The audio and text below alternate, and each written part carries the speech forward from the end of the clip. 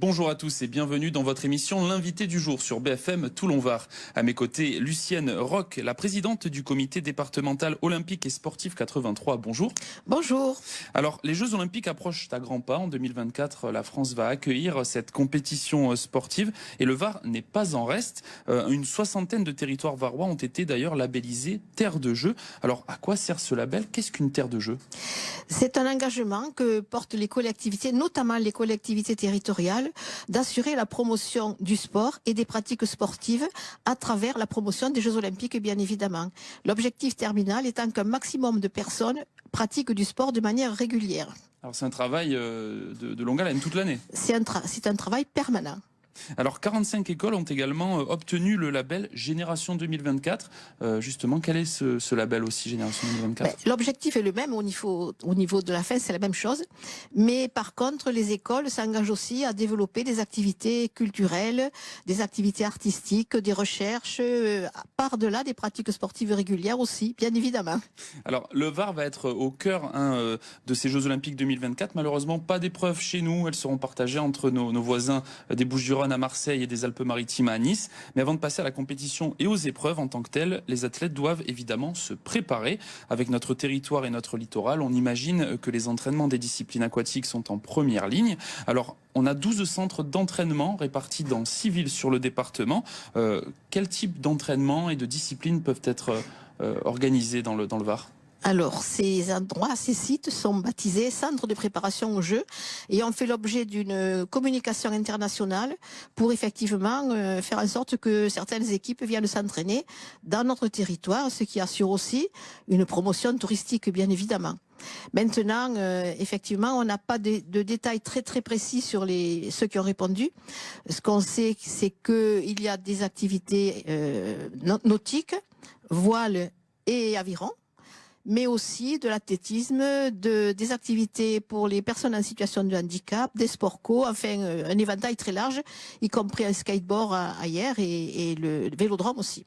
Oui, puisqu'il y a peu justement, dans ce fameux vélodrome TPM, l'équipe paralympique de cyclisme était venue justement s'entraîner. Tout à fait. Alors c'est une belle vitrine, on imagine, pour le département, ces centres d'entraînement. Bien sûr, parce que non seulement cela attire des équipes, mais à travers leur venue, elles peuvent revenir après faire du tourisme avec leurs familles, leurs amis, leurs équipes, etc. Donc c'est une belle promotion pour le département.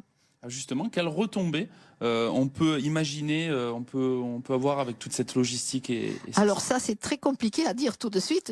Je pense qu'il faudra s'adresser aux organismes de tourisme pour le savoir à la fin. Alors, le 23 juin est organisée, comme chaque année, la journée olympique. Donc une journée qui s'étend maintenant du 20 au 26 juin. Alors, c'est quoi cette journée olympique? Le 23 juin, c'est la journée de création du Comité international olympique par Pierre de Coubertin.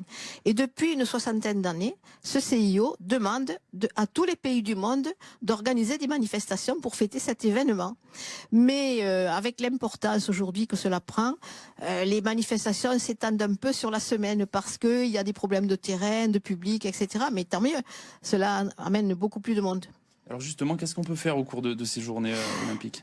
Alors, et on peut découvrir toutes les pratiques sportives et c'est essentiellement réservé aux enfants et aux jeunes parce que c'est l'avenir et ils ont besoin de faire beaucoup de sport justement, de découvrir le sport et surtout de s'inscrire dans les clubs pour avoir des pratiques régulières. Ce qu'on essaye de faire tout le temps, mais il y a aussi des démonstrations pour tout public dans certains endroits, ce qui fait que toute la population peut en bénéficier. Et il ne s'agit pas uniquement des sports olympiques, c'est tous les sports qui sont pris en compte. Le but, c'est vraiment de promouvoir justement L'objectif essentiel, c'est d'assurer la promotion des pratiques sportives de la population et bien évidemment de la sensibiliser à l'organisation des Jeux pour pouvoir les suivre, s'engager à l'organisation en tant que bénévole et puis aussi en tant que spectateur et public. Alors on imagine qu'à l'occasion de cette journée, de nombreuses activités sont proposées. Est-ce que vous pouvez nous en donner certaines? Ça va des activités nautiques, il y a de la voile, il y a du kayak, il y a même de l'équitation, il y a des chevaux en ce moment à Toulon par exemple, de l'athlétisme, de la gymnastique, des sports de combat, des sports collectifs, toutes sortes d'activités, de l'orientation, peut-être j'en oublie, je voudrais pas qu'on pourrait... Non, ne vous inquiétez pas, on va pas pouvoir toutes les citer. Mais donc ça s'adresse à tout le monde, mais les écoles plus particulièrement, ça fait plusieurs mois qu'ils travaillent. Ben évidemment, les enfants, non seulement les écoles, dans les classes, mais aussi dans les centres de loisirs, les ALSH, les centres de loisirs sans hébergement, qui ont beaucoup travaillé dans certains endroits aussi sur ce thème. C'est important, ça crée des vocations justement. J'espère. On ne pourra faire les bilans que si les enfants s'inscrivent. Donc pour l'instant, on ne sait pas. Alors quelles sont les prochaines dates à retenir justement? Alors, ceux qui se sont engagés dans Terre de Jeux se sont engagés notamment dans trois types de manifestations par an qui sont pas obligatoires mais fortement recommandées. Il y a la semaine du sport scolaire, fin septembre, essentiellement réservée aux établissements scolaires afin d'assurer la promotion des pratiques sportives pour tous les enfants. On souhaiterait qu'ils s'inscrivent dans les clubs de manière régulière, bien sûr, et surtout à l'UNSS et à l'UCEP. Il y a la semaine olympique et paralympique, fin janvier, début février. Là, il y a des coopérations entre les communes et les établissements scolaires, avec chaque année un thème particulier. Et puis le 23 juin, bien sûr, voilà.